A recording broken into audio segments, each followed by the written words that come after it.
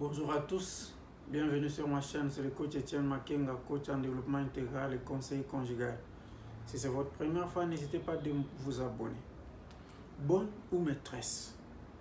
La bonne, c'est cette dame de ménage. Ça peut être une fille ou une maman que les épouses ou les femmes mariées prennent pour les aider dans leurs activités ménagères, moyennant un salaire à la fin du mois.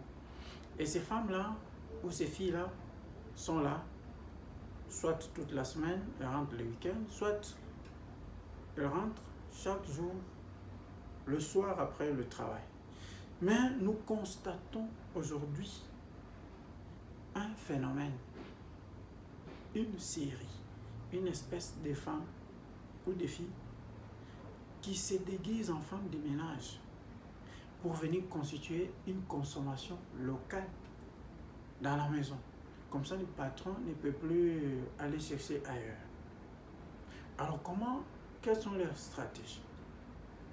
Elle s'est fait femme de ménage ou fille de ménage. Elle est là, très attentive à tous les mouvements qui se passent dans la maison.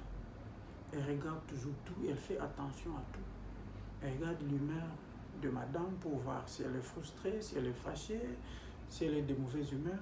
Comme ça, elle saute première pour offrir ses services. Quand la femme n'est pas là, elle est toujours sexy, coquette. Et elle fait des travaux ménagers dans des tenues un peu légères. Et généralement, quand le patron est là, assis au salon en train de manger, ou bien en train de regarder la télé, c'est à ce moment-là qu'elle vient torchonner, qu'elle vient balayer, avec soit un décolleté un peu qui laisse sa poitrine, ou bien avec un cinglé sans soutien-gorge, ou bien avec un pagne au niveau des torses. Comme ça, le patron peut bien contempler sa beauté. Et comme les femmes de ménage sont toujours deux fois distraites, c'est comme ça que j'aimerais attirer leur attention sur ce point-là. Donc, il faut toujours se rendre compte qu'il y a des tâches qu'il ne faut pas donner à la bonne.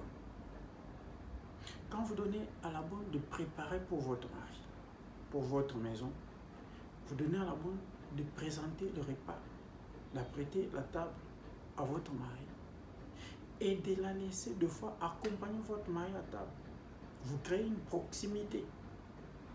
Et quand ça ne va pas dans la maison, le mari va demander le conseil chez la bonne, il va se plaindre chez la bonne commence à lui donner des conseils, la bonne commence à l'écouter, il crée une proximité et le mari commence à apprécier la bonne. Et avec le temps, ils commencent à sortir ensemble. C'est ça la consommation locale. Comme ça, tout s'est fait à la maison, à l'abri de tout soupçon. Parce qu'à l'hôtel, on a peur d'être attrapé ou d'être vu par quelqu'un d'autre. Mais à la maison, il n'y a aucun soupçon. Alors, deux fois, la fille d'autrui est venue juste pour faire son travail. Mais le fait que madame fait toujours des choses qui ne sont pas très bien, et le mari vient deux fois se plaindre chez la bonne, qui au départ n'avait aucune mauvaise intention, mais le fait qu'il vienne chaque fois se plaindre, la femme étant émotive, elle commence à chercher par ses moyens comment garder la paix dans la maison. Elle finit par céder, pas pour prendre le mari d'autrui, mais juste pour qu'il y ait quand même la paix dans la maison. Mais attention, l'appétit vient en mangeant. Les choses interdites sont toujours très succulentes.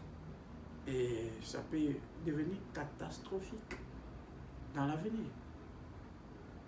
Cette mise en garde est aussi pour les femmes mariées qui s'amènent dans leur mariage avec leur cousine ou leur petite soeur. Ce risque d'inceste est toujours grand. Parce qu'elle est là, elle s'est fait belle, sexy et coquette plus que vous. Ne pensez pas que quand vous êtes marié, toutes les filles de votre famille étaient contentes. Et surtout si votre mari s'occupe bien de vous. Alors elles peuvent devenir jalouses et profiter de cette proximité pour faire quelque chose. Ça arrive aussi quand la femme accouche, quand on vient l'aider pendant les premiers moments là.